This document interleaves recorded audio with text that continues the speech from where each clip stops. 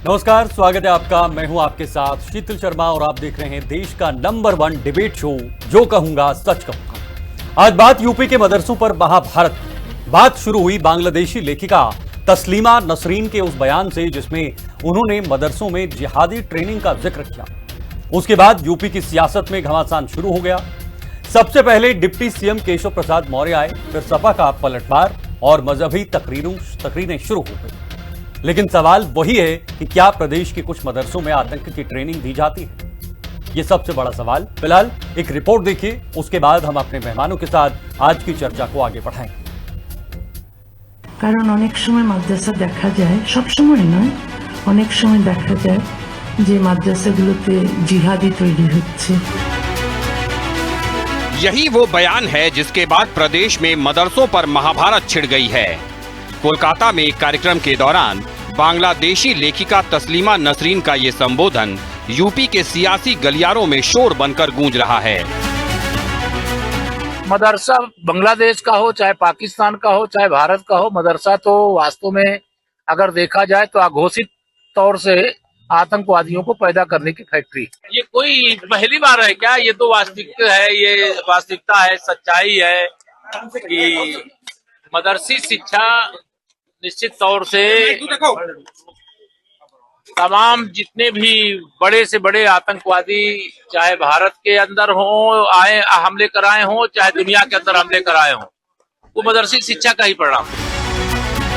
दरअसल यूपी के मदरसों में कामिल और फाजिल की डिग्री पर रोक लगने जा रही है। सीएम योगी की कैबिनेट में इसको लेकर एक प्रस्ताव पेश किया जाना है, जिसके बाद मदरसों में सिर्फ 12वीं तक ही पढ़ाई करवाई जा सकेगी। इसे लेकर सियासत भी तेज है। इस सरकार से कोई उम्मीद नहीं, बस इस सरकार बिल्कुल फेल सरकार है। देखिए, छात्रों, नौजवानों, किसानों, सब चीज में ये सरकार फेल है और चंदा चोर, चढ़ावा चोर और बजट चोर सरकार।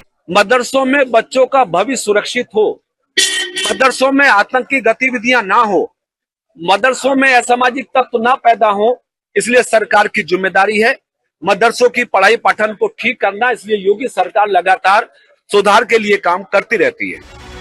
मदरसों की बात चल निकली तो मदरसों को लेकर मजहबी महाभारत भी शुरू हो गई। ये सब अज्ञानता की बुनियाद पर है और ये सब मुस्लिम दुश्मनी पर उतारू जहनियत का नतीजा है। जबकि ये मदरसे वो हैं, इनको वो तमगा मिलना चाहिए, देश की आज़ादी का अवार्ड इनको दिया जाना चाहिए। आज अजीब तुरफा तमाशा है, उनको आतंकवाद के अड्डे कहे जा रहे हैं। ये बड़ी शर्मनाक बात है, क्योंकि मदरसों से देश विरोधी मानसिकता लोगों के अंदर ब्रेन वॉश की जाती है और मदरसे में जो भी लोग पढ़ के तैयार होते हैं वही जब बड़े होते हैं तो या तो पत्थरबाज बन जाएंगे, या आतंकवादी बन जाएंगे, या देश विरोधी नारा लगाएंगे, क्योंकि उनके लिए मानवता और राष्ट्रवाद वो दुश्मन हो जाता है। मदरसे में अमानवीय, राष्ट्र विरोधी और आतंकी तैयार करने की वहाँ से फैक्ट्री है, वहीं से आतंकवाद की ट्रेनिंग दी जाती है। इसलिए मदरसे बंद होने चाहिए। जो एडिड मदरसे हैं तमाम स्टेटों में, उनको सरकार जो है बाकायदा पैसा देती है, सरकार के फंड से वो चलते हैं, सरकार की स्कीम उन पर लागू होती है, सारा कुछ है। बाकायदा रजिस्ट्रेशन मदरसे का सरकार के अंडर में होता है, लेकिन फिर भी इस तरह का बयान देना 2027 की तैयारी कहना इसको गलत होगा। ये सोचा समझा बयान है। इस्लाम और मुसलमान को बदनाम करने के लिए ये बयान दिया गया है। केशव प्रसाद मौर्य को इस पर माफ़ी मांगनी चाहिए और संवैधानिक पद से रिजाइन देना चाहिए। बात करें उत्तर प्रदेश में संचालित मदरसों की और उन पर उठने वाले सवालों की, तो जवाब ये है। प्रदेश में मान्यता प्राप्त 16,513 मदरसे, जबकि गैर मान्यता प्राप्त 8,449 मदरसे हैं। 4,000 से ज्यादा मदरसों पर विदेशी फंडिंग का आरोप है। सऊदी अरब, नेपाल, बांग्लादेश से फंडिंग का आरोप है। विदेशी फंडिंग की जांच के लिए एसआईटी का गठन किया गया है। इस जांच का असल मकसद ये पता लगाना है कि मदरसों में ये पैसे कहां से आता है। सवाल ये भी है कि कई मदरसों के पास आय का स्रोत स्पष्ट नहीं है। इतना ही नहीं, मदरसा संचालकों के निजी खाते भी जांच के दायरे में हैं। स्पेशल रिपोर्ट, हिंदी खबर। तो आपने पूरी रिपोर्ट देखी, रिपोर्ट में कुछ आंकड़े भी देखे कि आखिर उत्तर प्रदेश में कितने सारे कुल मदरसे हैं और उसमें कितने हैं जो रजिस्टर्ड हैं, जो मान्यता प्राप्त हैं, और कितने हैं जो जिनकी मान्यता नहीं है, यानी जो रजिस्टर्ड नहीं किए गए हैं, अवैध रूप से चल रहे हैं। हालांकि इस पर पिछले कई दिनों से कार्रवाई हो रही थी। अब देखना यह होगा कि इस बयान के मायने क्या निकाले जा सकते हैं। यह बयान बहुत बड़ा बयान है। क्या एक मदरसा या एक इस बयान के बाद पूरा मदरसा का जो स्ट्रक्चर है, पूरे मदरसा का जो ढांचा है, वो इस स्पेस में आएंगे? ये बड़ा सवाल। मैं सीधे अपने मेहमानों का रुख करना चाहूंगा। इस वक्त आपकी स्क्रीन पर हैं पल्लवी सिंह जी, भारतीय जनता पार्टी से, बहुत स्वागत आपका। विनय सिंह जी, समाजवादी पार्टी से प्रवक्ता, आपका भी बहुत बहुत स्वागत। संदीप त्रिपाठी जी, कांग्रेस नेता हैं, आपका भी स्वागत संदीप जी। और इनके साथ साथ हैं राजलक्ष्मी जोशी जी, राजनीतिक विश्लेषक के तौर पर, बहुत बहुत स्वागत राजलक्ष्मी जोशी जी, और शुक्रिया आपने समय दिया, हमारे साथ जुड़े। मैं शुरुआत करना चाहूंगा पल्लवी सिंह जी। पल्लवी सिंह जी, देखिए आप सरकार में हैं, सत्ता में हैं, और आपकी बहुत बड़ी जिम्मेदारी है प्रदेश को चलाना हर किसी एंगल से, हर किसी कोण से, चाहे वो विकास हो, चाहे वो शिक्षा हो, चाहे वो स्वास्थ्य हो, चाहे वो कोई भी क्षेत्र हो, कोई भी सेक्टर हो। लेकिन उसके साथ साथ आपके नेताओं की, आपके मंत्रियों की बयानबाजी भी बहुत ज्यादा मायने रखती है। बयान केशव प्रसाद मौर्य का आया है, उन्होंने कहा कि भाई मदरसों से आतंकवाद पैदा होता है। तो क्या आपके पास कोई ऐसा आंकड़ा, कोई ऐसा तथ्य, कोई ऐसा तर्क है जिससे स्पष्ट हो सके कि वाकई में मदरसे से पढ़कर जो बच्चे हैं वो बाद में आतंकी बन जाते हैं? जी, देखिए, भारतीय जनता पार्टी किसी धर्म या समुदाय के खिलाफ नहीं है। इसके उलट हमारा मानना है कि देश के अधिकांश जो मदरसे हैं बिल्कुल शिक्षा का कार्य करते हैं, लेकिन यदि किसी भी शैक्षिक संस्थान, चाहे वो मदरसा हो या कोई अन्य संस्थान हो, जहां पे कट्टरपंथ, राष्ट्र विरोधी गतिविधियां या आतंकवाद को बढ़ावा देने के सबूत मिलते हैं, तो कानून के अनुसार उस पर सख्त कार्रवाई होनी चाहिए। और उत्तर प्रदेश सरकार का उद्देश्य मदरसों को बंद करना नहीं, उन्हें ट्रांसपेरेंसी, आपने देखा कि उनको आधुनिक बनाया जा रहा है, आधुनिक शिक्षा व्यवस्था से जोड़ा जा रहा है। सरकार ने मदरसों को सर्वे और आधुनिकीकरण की पहल इसलिए भी की है ताकि बच्चों को मैथ्स, कंप्यूटर, विज्ञान, ये सारे जो आधुनिक विषय हैं उनकी शिक्षा भी मिले, जिससे वो मुख्य धारा से जुड़े। देखिए, आतंकवादी बिल्कुल आपने कहा जैसे कि कोई प्रूफ है या कुछ ऐसा है, बिल्कुल मैं आपको बताना चाहूंगी। 2 जुलाई 2019 का एक लेटर है जो गृह मंत्रालय से दिया गया था जब वायलेंस हुआ था वेस्ट बंगाल में। तो इसका जो 3rd पॉइंट है, it says whether there are reports that the madrasas in West Bengal are preaching religious extremism and helping the terrorist organisation. इसका जो आंसर आया था वो भी मैं आपको बता दे रही हूँ कि इसमें इनपुट्स मिले थे, जिसमें Jamatul Mujahideen Bangladesh is using some madrasas in Gurwan and Murshidabad for radicalization and recruitment agencies.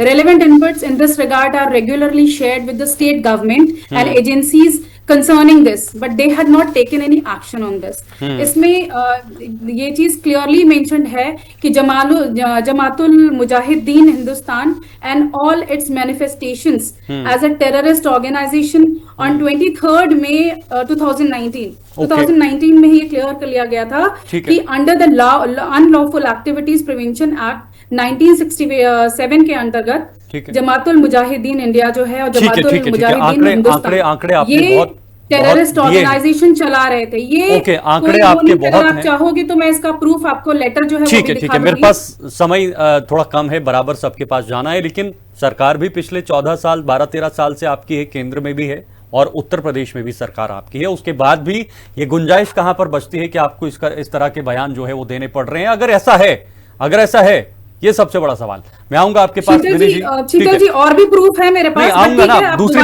बात सारे प्रूफ ले लूंगा मैं। समय पे कार्रवाई भी हुई है। एक कमेंट लेता हूं, उसके बाद तुरंत आपके पास आऊंगा। विनय जी, इस तरह से भारतीय जनता पार्टी ने जो कहा या जो पिछले कई दिनों से आरोप लग रहा है, हालांकि आंकड़ा है उत्तर प्रदेश का, ये आपको भी पता होगा कि कितने मदरसे रजिस्टर्ड हैं, कितने नहीं हैं। क्या आपको लगता है वाकई में ऐसा है उत्तर प्रदेश के अंदर मदरसों से निकलने वाले बच्चे या उनकी सोच आतंकवादी जैसी सोच होती है, जैसे बीजेपी की प्रवक्ता ने कुछ तथ्य गिनाए हैं? मेरे पास भी कुछ आंकड़े हैं। साल 2022 में असम में अलकायदा इन इंडियन सब कॉन्टिनेंट और अंसारुल्लाह बंगाल टीम से कथित संबंधों के आरोप में कार्रवाई हुई थी। असम पुलिस ने करीब 30 से ज्यादा लोगों को गिरफ्तार किया था, जिनमें कुछ मदरसा शिक्षक, इमाम भी शामिल बताए गए। कुछ मदरसों पर कार्रवाई भी हुई थी। ऐसे कुछ आंकड़े हैं मेरे पास। तो क्या इसे इस नजरिए से देखा जाना चाहिए? देखिए, मैं शीतल जी एक चीज बताएं। भारतीय जनता पार्टी हताश, परेशान, घबराई हुई, चंदा चोरी से आहत है, वोट चोरी से आहत है, बच्चों के भविष्य की जो नीट की परीक्षाएं हैं उस चोरी से आहत है। तमाम ऐसे सारी चीजें हैं जिससे ये परेशान है। तो इनको और कुछ दिखा नहीं। तो इनको सिर्फ 27 के चुनाव को देखते हुए एक ही चीज समझ में आया कि हमने 10 साल में कुछ कार्य तो किया नहीं है, हम जनता के बीच में किस चीज को लेकर के जाएंगे। तो इन्होंने फिर वही पुराना राग जो है हिंदू मुस्लिम करना शुरू कर दिया। मर्यादा पुरुषोत्तम राम का नाम तो इस बार ले नहीं सकते ये, क्योंकि इन्होंने महा पाप कर दिया है। राम मंदिर के अंदर जो है जिस तरीके का, बताइए, 800 करोड़ की लागत का जो था एस्टिमेट था, 2200 करोड़ की लागत से बना है ये जो है राम मंदिर। तो क्या ये मुद्दा जायज नहीं है सर? ये मुद्दा जायज नहीं है विनय जी? जो मुद्दा उठाया गया ये जायज नहीं है? ये देश की सुरक्षा से जुड़ा मुद्दा नहीं है? नहीं। देखिए, अगर ऐसा है तो अगर कहीं ऐसा है तो इनके पास अगर है इसकी जानकारी है। अगर ये उसको रोक नहीं पा रहे तो ये सरकार की फेलोर है ना। ओके। देश के खिलाफ अगर कोई गतिविधियां होती हैं, अगर आप ऐसे लोगों को चिन्हित नहीं कर पा रहे हो तो ये आपकी गलती है। और अपराधी की कोई जाति और कोई धर्म नहीं होता है, वो कहीं भी पाए जा सकते हैं। ऐसे लोगों को चिन्हित करना, भाई IBS सारी चीजें हैं, देश की खुफिया एजेंसियां हैं, उन्हें नहीं पता है। चलिए ठीक है सर, ऐसा कुछ नहीं है। ठीक है, ऐसा कुछ नहीं है। आऊंगा ये परेशान, ठीक है, ये परेशान, ये देखिए पल्लवी जी की गलती नहीं है। यह भारतीय जनता पार्टी ये झूठ की पाठशाला है। वहाँ एक स्क्रिप्ट दिया जाता है जिसको पढ़ना होता है, तो वो ले आकर के पढ़ देती। स्क्रिप्ट से बाहर कुछ पढ़ा नहीं जा सकता है, वो स्क्रिप्ट के अंदर ही रहेंगे। उस पाठशाला से कहीं न कहीं ये शिक्षित हैं ये लोग। चलिए ठीक है। संदीप जी आप कांग्रेस से हैं, कांग्रेस इस पूरे मुद्दे को कैसे देख रही है? क्या मदरसों की जांच या मदरसों की पारदर्शिता या जो बार बार आरोप लगाए जाते हैं, क्या ये सुनिश्चित होना चाहिए, चीजें स्पष्ट होनी चाहिए? सर देखिए शीतल जी, विषय दो है। पहली चीज तो देश की आंतरिक सुरक्षा का विषय है और दूसरा विषय शिक्षा का है। लेकिन सच ये है कि केशव प्रसाद मौर्य जी आज इस तरीके के बयान दे क्यों रहे हैं, ये हमें समझना होगा। केशव प्रसाद मौर्य जी वही हैं जो भूतकाल में जो है 2008 में इन पर दुर्गा मंदिर पंडाल से चंदा चोरी का आरोप लगा और एक मुकदमा लिखा गया। 2008 में पाइसा थाने में इन पर मुकदमा लिखा गया और 2018 में इनको कोर्ट में पेश होना पड़ा और 2020 में सरकार इनकी है, वो मुकदमा वापस ले लिए।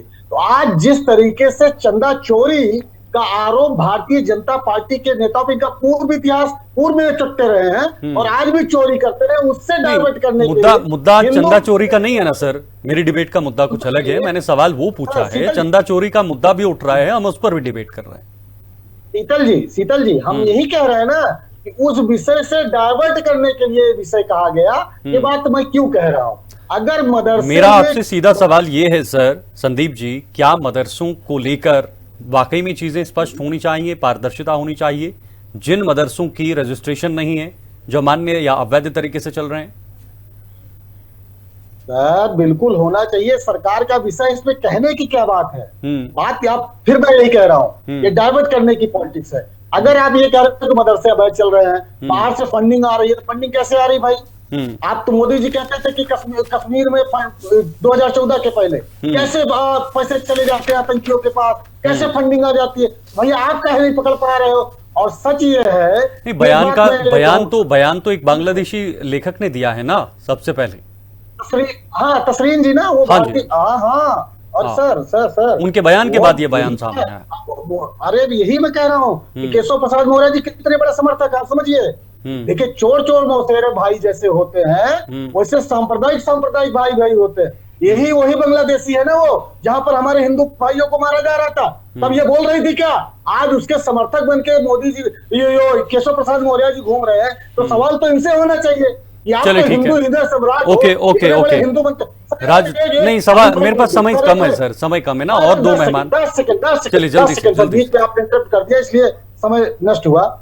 बात अगर ये हो रही है कि मदरसे से सिर्फ आतंकी निकलते हैं, तो राजेंद्र प्रसाद जी से लेकर प्रेमचंद जी से लेकर बहुत सारे हमारे महान लेखक और राजनेता उसी मदरसे से पढ़ के निकले हैं। और आज जो ISI की जासूसी करते हुए उत्तर प्रदेश में निकले हैं, वो कहां से पढ़ के निकले हैं? नाम बताता हूं, नाम सुन लीजिए। शैलेश कुमार, रविंद्र कुमार, नेहा शर्मा, और बता रहा हूं सर, सोनू, मीना, सचिन, मोहित उर्फ योगी, दीपक, ये सर ISI की जासूसी करते हुए ओके सर, ठीक है राजलक्ष्मी जी, ठीक है, मेरे पास समय उतना नहीं है, मेरे पास समय नहीं है, लेकिन आपका पॉइंट करने वाले लोग हैं, आपका पॉइंट लोग हैं, चोरी पकड़ी गई, ओके, गुमराह कर रहे हैं। ठीक है सर, आपका पॉइंट मैंने पकड़ लिया, समय नहीं है उतना। राजलक्ष्मी जोशी जी, उसके बाद फिर से हमारे पास मौलाना साजिद रशीदी जी जुड़ चुके हैं, उनके पास भी जाऊंगा, लेकिन उसके पहले राजलक्ष्मी जोशी जी, क्या 1 या 2 मदरसों की आड़ में पूरे जो मदरसा का स्ट्रक्चर है, ढांचा है, या जो ये शैक्षणिक ढांचा है, क्या इस पर किसी तरीके का दोष ठहराना सही है? क्या ये सही है? ऐसे बयानबाजी डिप्टी CM की तरफ से देना, क्या ये सही है? नमस्ते चीतन जी, और सबसे पहले उन्होंने ये प्रतिक्रिया दी थी, जैसे आपने कहा कि वो तस्लीमा नसरीन जी, जिन्होंने ये एक बयान दिया था कि उनको बड़ी आहत हुई है कि वो जो रेडिकलाइज कुछ एलिमेंट्स है, जो मतलब उन्होंने जो एक स्टेटमेंट दिया था मदरसों के ऊपर, खास करके बांग्लादेशियों के विरुद्ध, तो उसमें प्रतिक्रिया में केशव प्रसाद मौर्य जी ने ये कहा कि कहीं पे भी हो, मदरसे जो हैं वहां पर ये ऐसे तत्व निकल आते हैं, क्योंकि ये जो जैसे आपने अपने रिपोर्ट में भी बताया कि बहुत सारे ऐसे मदरसे हैं जो देखिए जो जितने रेगुलेटेड हैं उससे भी ज्यादा संख्या उन मदरसों की है जहां पर वो कोई एक रजिस्ट्रेशन या रेगुलेशन नहीं है। जैसे अगर आप संख्या देखें तो फिर अगर 25,000 मदरसे हैं तो उसमें करीब 8,000 जो है उनकी कोई भी रजिस्ट्रेशन या रिकॉग्निशन नहीं है, या वो प्राइवेट एंटिटीज है, उनको कहाँ से फंडिंग आ रही है वो किसी को पता नहीं है। और केवल 560 जो है मदरसे, उनको डायरेक्ट फंड या फाइनेंशियल एड मिल रहा है गवर्नमेंट की तरफ से। बिल्कुल। तो ये जो है, आप सोचिए कि बाकी के इसमें, जैसे उन्होंने बहुत सारे सुझाव दिए हुए हैं सरकार ने कि आप उनमें CCTV कैमरास लगाएं, उनको उनमें क्या सिलेबस हो रही है, उनकी क्या करिकुलम है, इस पर कोई एक नियंत्रण हो। क्योंकि देखिए ये एक इंटेंशन ये है कि सभी बच्चे, वो कोई भी हो, कोई भी धर्म से हो, कोई भी जाति से हो, सभी का एक उनकी शिक्षा का जो एक अधिकार है वो सभी बच्चों को मिलना चाहिए। मुझे लगता है ये एक बहुत ही अच्छा इंटेंशन है, और उसी इंटेंशन के साथ में एक रेगुलेशन की बात की हुई है। और खास करके देखिए ये भी है कि वहां पर ये डिस्करेज किया जाता है कि आप वंदे मातरम मत कहिए, भारत माता की जय मत कहिए, ये स्पष्टीकरण दिया है उप मुख्यमंत्री जी ने। ठीक है, तो ये मुझे लगता है कि थोड़ा सा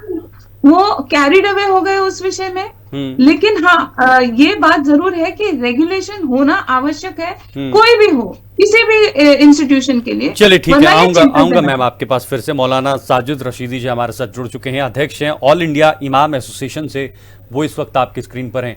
मौलाना साजिद रशीदी जी, मेरा आपसे सवाल है, एक तो डिप्टी CM का बयान आप कैसे देखते हैं, और दूसरा जो अवैध मदरसे हैं, क्या वहां पर कोई किसी तरीके की गतिविधि पाई जाती है या कुछ भी पाया जाता है या आज तक हुआ है, उस पर जो कार्रवाई होती है, क्या आप उसका समर्थन करते हैं या नहीं?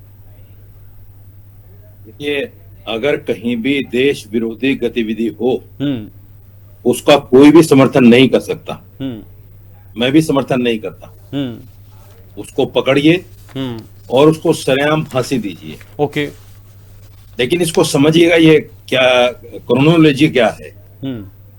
देखिए, मदरसे 2 तरह के हैं, एक एफिलेटेड हैं और एक जो है गैर एफिलेटेड है। जो एफिलेटेड मदरसे हैं, करीब 16,000 मदरसे हैं यूपी में, जिनमें 556 मदरसों को गवर्नमेंट एड देती है। बिल्कुल।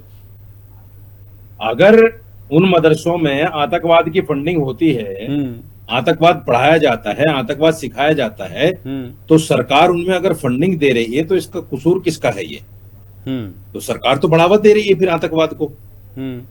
दूसरी बात यह है कि सरकार की जो एजेंसियां हैं जो सिर्फ इसी काम के लिए हैं कि ऐसे लोगों को पकड़ें, उनको सजाएं दें, उनके खिलाफ कार्रवाई करें, वो एजेंसियां हमारी कहाँ हैं जिनको ये पता नहीं कि मदरसों में आतंकवाद पढ़ाया जा रहा है? नहीं, दूसरी बात, आप ये मानते हैं कि मदरसों में आप जो अवैध तरीके से मदरसे हैं वहां पर जो शिक्षा दी जाती है वो काफी डिफरेंट या काफी भिन्न है सामान्य शिक्षा से, या कुछ ऐसी चीजें हैं? सुनिए, मदरसे का अवैध होना अलग चीज है, हाँ। आतंकवाद की पढ़ाई पढ़ाया जाना अलग चीज है। इन दो विषयों को एक साथ मत मिलाइए आप। अगर किसी मदरसे ने रजिस्ट्रेशन नहीं लिया, मान्यता प्राप्त नहीं की स्कूल गवर्नमेंट से, तो इसका मतलब ये थोड़ा कि वो आतंकवाद की पढ़ाई पढ़ा रहा है, ऐसा तो कोई मतलब नहीं उसका। और अगर वो पढ़ा भी रहा है तो फिर सरकार कहाँ है? सरकार तो मदरसों को छोड़िए, जो मस्जिदों में इमाम है, कौन इमाम है, कौन मुअज्जिन है, कौन सफाई करता है, ये सारा डाटा सरकार के पास होता है और हर साल जमा होता है डाटा। तो फिर आपको कैसे नहीं पता कि कौन क्या पढ़ाई पढ़ा रहा है? अच्छा, तस्लीमा नसरीन का जो बयान आया है उसे किस तरह से आप देख रहे हैं सर? अरे तस्लीमा नसरीन तो भाई आपको पता नहीं, इनको जलावतन कर दिया गया था इसी वजह से कि भाई इन्होंने मोहम्मद साहब के ऊपर टिप्पणी की थी, इन्होंने इस्लाम के बारे में गलत बोला था। ये तो मुतनाज़े यानी इस तरह की औरत हैं, इनको जगह जगह से भगाया गया, कई जगह से इनको निकाल दिया गया है। आज हिंदुस्तान इनको पनाह दे रहा है। और अभी बहुत अच्छी बात कही कांग्रेस के प्रवक्ता ने कि वो बांग्लादेश जहां दीपू दास को मारा गया, ये आदमियों को आप पनाह दे रहे हो, आपको तो खुद शर्म आनी चाहिए। कल तक आप ये कह रहे थे कि भाई वहां मुसलमान ऐसा कर रहे हैं, वहां मुसलमान, आप उन्हीं लोगों को पनाह दे रहे हो। आपने शेख हसीना वाजिद को बिठा रखा है, आपने इसमें तस्लीमा नसरीन को भी बुला लिया। आप बताना और करना क्या चाहते हो भाई? आपके चाल चरित्र और चेहरे में कितने डिफरेंट हैं। मुझे अफसोस राजनीतिक विश्लेषक का भी है, मैडम बैठी है जोशी जी, इन्होंने अपनी राजनीतिक जो टिप्पणी की है, किस तरह इन्होंने केशव प्रसाद मौर्य के बयान पढ़े हैं, उनके कसीदे पढ़े हैं, उनकी तारीफें पढ़ी हैं। अरे साहब उन्होंने ऐसे कह दिया, उन्होंने वैसे कह दिया। ईमानदारी नाम की चीज ना तो राजनीति में है, ना भाई जर्नलिज्म में बची है। कोई आदमी सच्चाई बोलने को राजी नहीं है। मुझे आप सिर्फ इतना बता दीजिए, सिर्फ मदरसों के ऊपर टिप्पणियां क्यों होती हैं? आप मुझे बताइए, टिप्पणियां सिर्फ मदरसों पर क्यों होती? इसलिए होती हैं कि जो आदमी मदरसे पर टिप्पणी करता है, मुसलमान पर टिप्पणी करता है, इस्लाम पर टिप्पणी करता है, वो हिट हो जाता है रातों रात, वो राजनेता बन जाता है। अच्छा, ओके, आपके कहने का मतलब है राजनीति चमकाने के लिए या सुर्खियों में आने के लिए इस तरह के बयान दिए जाते हैं, लेकिन सच्चाई कुछ और भी सर। सब चीजों को एक्सेप्ट करना पड़ेगा, क्योंकि कुछ घटनाएं मेरे पास है जिसका मैंने अभी जिक्र किया कुछ समय पहले। साल 2022 की असम की घटना, असम बारपेटा बेगाई की घटना भी सामने आई थी, जिसमें 3 मदरसों को गिराया गया था और उसमें भी कुछ चीजें पाई गई थी। तो जाहिर सी बात है, जो एजेंसियां यहाँ पर काम कर रही हैं, मैंने आपसे सुनिए, जो एजेंसियां यहाँ पर काम कर रही हैं, वो ही एजेंसियां वहां पर भी देखरेख कर रही हैं। अरे भाई साहब सुनिए, मैंने आपसे शुरू में क्या कहा, अगर ऐसा कोई मदरसा है उसको गिरा दीजिए, ओके, ऐसा कोई व्यक्ति है उसको फांसी दे दीजिए। इससे क्लियर हम क्या कहेंगे? और ठीक है, ठीक है पल्लवी जी, लेकिन सारे मुसलमानों को, सारे मदरसों को आप बुरा भला कहेंगे, तो ये भी तो ठीक नहीं है ना। ठीक है पल्लवी जी, आपने एनएसए का सुनिए, मैं 10 सेकंड ले रहा हूँ। एनएसए जो हमारे एनएसए हैं अजीत डोभाल, उनका 2013 का एक बयान वायरल हो रहा है खूब। उन्होंने कहा कि 1947 से लेकर अब तक जितने लोग आईएसआई के संपर्क में पकड़े गए हैं, उनमें 80% हिंदू हैं। तो क्या हम सारे हिंदुओं को आतंकवादी कहना शुरू कर दें? चलिए ठीक है, मैं आपके तर्क को मान गया। ठीक है, पल्लवी जी से जवाब लेता हूं। पल्लवी जी, देखिए, बुलडोजर भी आपके पास, सत्ता भी आपके पास, सरकार भी आपके पास। पिछले 10 साल से उत्तर प्रदेश में भी 2017 से आपकी सरकार है, केंद्र में भी आपकी सरकार है, और लॉ एंड ऑर्डर या बाकी अन्य चीजें, तमाम एजेंसियां, जितनी भी केंद्रीय एजेंसियां हैं, वो आपके साथ हैं। उसके बाद भी ये गुंजाइश पड़ रही है कि इस तरह से चीजें हैं या आतंकवाद सोच है, तो फिर जांच एजेंसियां जो जांच पड़ताल करती हैं, जिनके कांटेक्ट में सारी चीजें होती हैं, तो फिर आखिर क्या वजह पड़े इन बयानों की? अगर आपको लगता है कहीं पर कुछ खामी है, कहीं पर देश विरोधी गतिविधियां हो रही हैं, एंटी नेशनल एलिमेंट्स हैं, तो उन पर आप तुरंत कार्रवाई कर सकते हैं। इसमें कौन सा गुरेज है? शीतल जी, कार्रवाई हो रही है। आप देखिए, जहां जहां पे भी पकड़ में आता है, अब जैसे बीच में अभी आपने देखा होगा छांगुर बाबा को पकड़ा गया था, जिनपे अवैध धर्मांतरण और गतिविधियों के लिए कुछ गुप्त व संदिग्ध मदरसों और ठिकानों का इस्तेमाल करने की या उनको पनाह देने के आरोप लगे। इसी के बाद हमने श्रावस्ती में भी देखा था, श्रावस्ती के मौना क्षेत्र में भी एक आवासीय मदरसा जो है उस पे भी जांच के घेरे में वो भी आया था, उसको भी सील किया गया था। और जो थानों का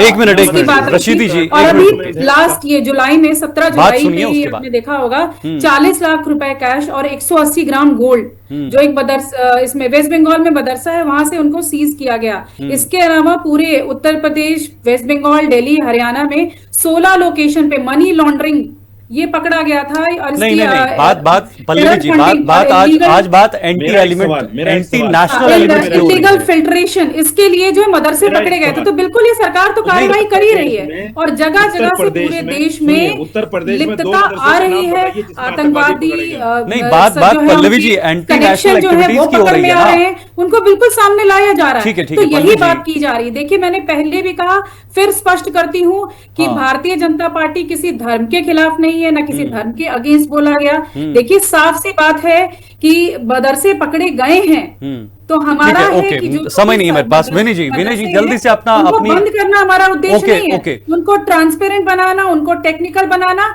और शिक्षा व्यवस्था से जोड़ना, ताकि जो बच्चे जो भटक रहे हैं वहां जाके वो मुख्य धारा से जुड़े। और केशव प्रसाद मौर्य जी की बात की जा रही है, देखिए उनके बारे में भी यदि बोलूं तो उनका भी जो मेन वो किस वजह से कर रहे थे कि उनकी भी जो चिंता थी वो राष्ट्रीय सुरक्षा को ही लेके थी। तो ओवरऑल फिर मैं कहूंगी कि किसी भी धर्म विशेष के खिलाफ चलिए ठीक है। संदीप त्रिपाठी, हमारा विरोध आतंकवाद, कट्टरपंथ और राष्ट्र विरोधी विचारधारा से समय नहीं मेरे पास। संदीप त्रिपाठी जी अपना कमेंट रखिए। बोल रहे थे कि ठीक है पल्लवी जी, 10 साल से हम क्यों है, 10 साल से हम सिर्फ इसलिए जी संदीप जी जल्दी से ये नहीं है कि बिना काम किए बैठे हैं। अभी आवाज डाउन कर दीजिए जरा पल्लवी जी प्लीज, समय नहीं है मेरे पास उतना कि मैं आपको मंच दे दूं पूरा। आतंकी निकलते हैं। हाँ, तो हमने यही बात कहा कि कोई भी जो है, चाहे वो संस्कृत पाठशाला हो या जो है मदरसा हो, और दूसरी चीज आई कि इतने अवैध चल रहे हैं। जितना भी आरएसएस का आदर्श शिशु मंदिर, शिवाजी विद्यालय चलता, कितना रजिस्टर्ड है।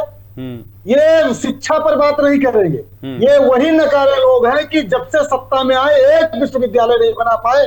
अटल बिहारी वाजपेयी के नाम पर घोषणा किए विश्वविद्यालय लखनऊ में बनाने की, आज तक नहीं बना पाए, और ये मदरसे में आतंकी ढूंढ रहे हैं। जरा एक चीज और इनसे पूछ लीजिएगा सर, सवाल सच ये है, जैसे मैंने आरएसएस की बात की, और एक बात ये वही नारा भी बता रही है हमारी पल्लवी जी कि आधुनिकीकरण होना चाहिए।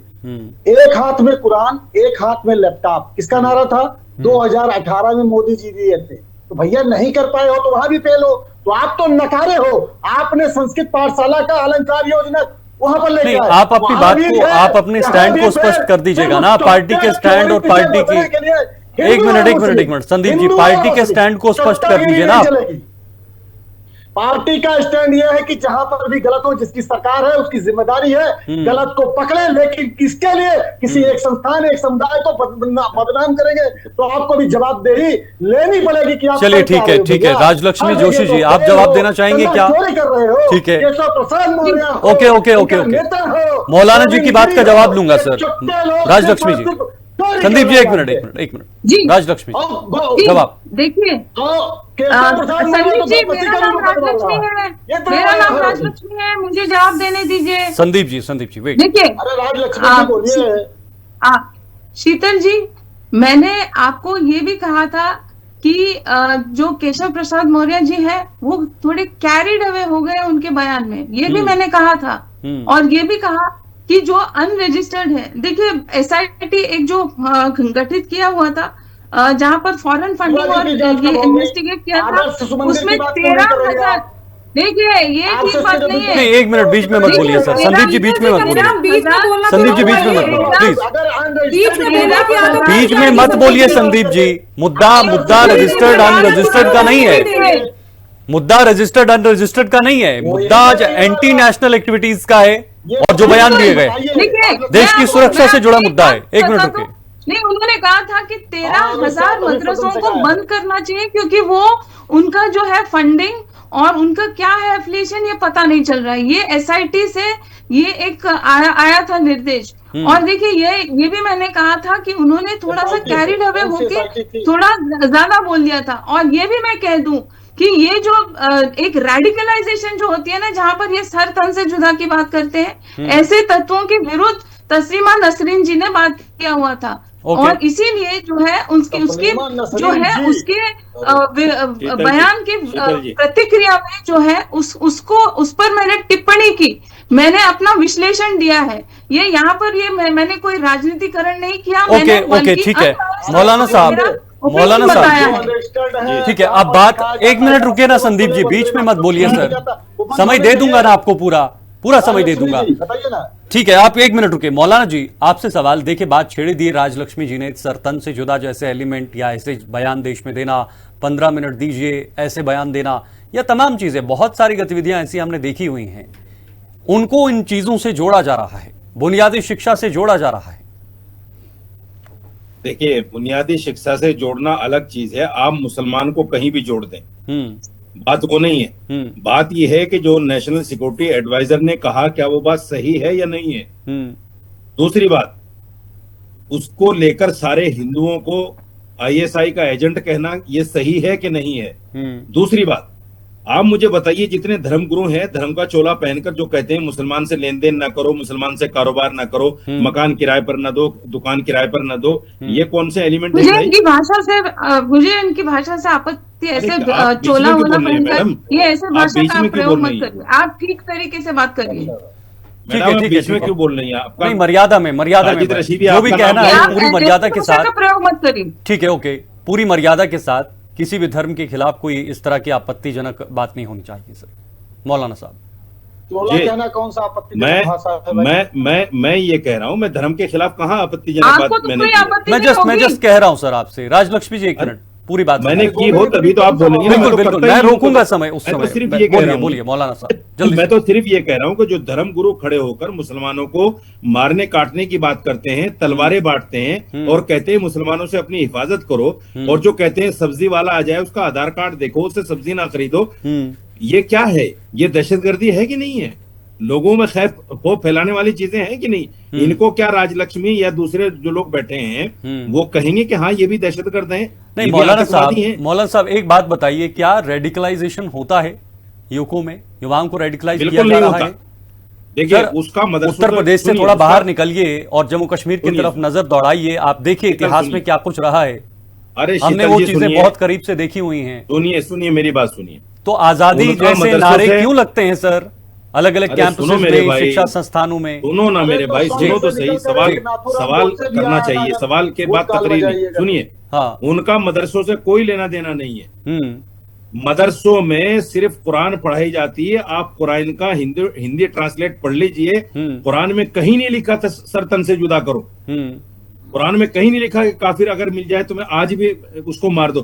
कुछ चीजें ऐसी हैं जो उस वक्त में तत्व कहाँ से निकलते हैं सर? वो तत्व कहाँ से हैं? उनको किस तरह की शिक्षा दी जाती है? कौन वो शिक्षा दे रहा है? कौन उनको रेडिकलाइज कर रहा है?